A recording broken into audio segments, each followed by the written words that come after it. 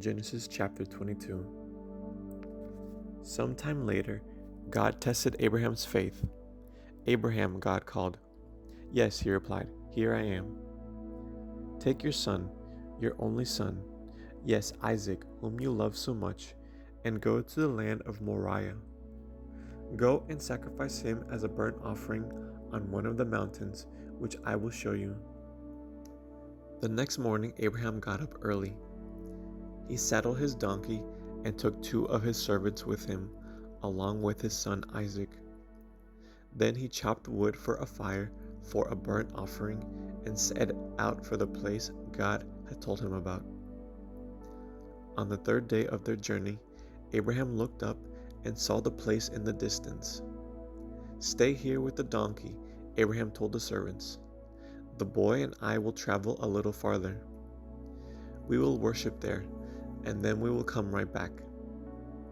So Abraham placed the wood for the burnt offering on Isaac's shoulders, while he himself carried the fire and the knife.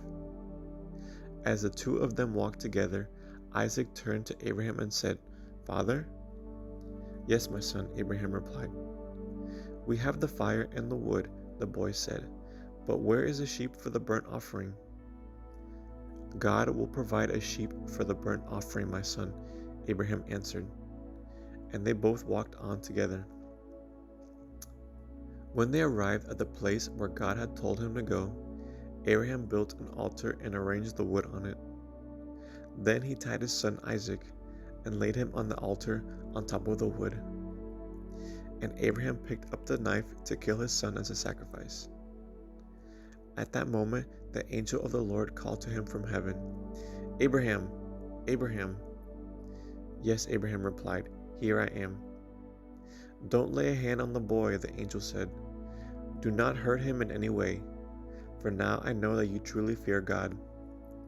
You have not withheld from me even your son, your only son." Then Abraham looked up and saw a ram caught by its horns in a thicket.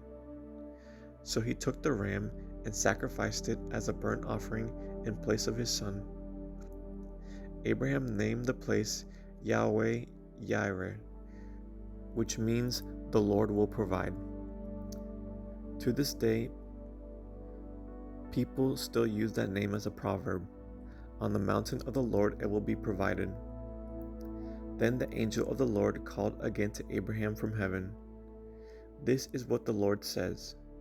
Because you have obeyed me and have not withheld even your son, your only son, I swear by my own name that I will certainly bless you. I will multiply your descendants beyond number, like the stars in the sky and the sand on the seashore. Your descendants will conquer the cities of their enemies, and through your descendants all the nations of the earth will be blessed, all because you have obeyed me." Then they returned to the servants and traveled back to Beersheba, where Abraham continued to live. Soon after this, Abraham heard that Milcah, his brother Nahor's wife, had borne Nahor 8 sons. The oldest was named Uz, the next oldest was Buz, followed by Kemuel, the ancestor of the Arameans, Kesed, Hazo, Pildash, Jidlaph, and Bethuel. Bethuel became the father of Rebekah.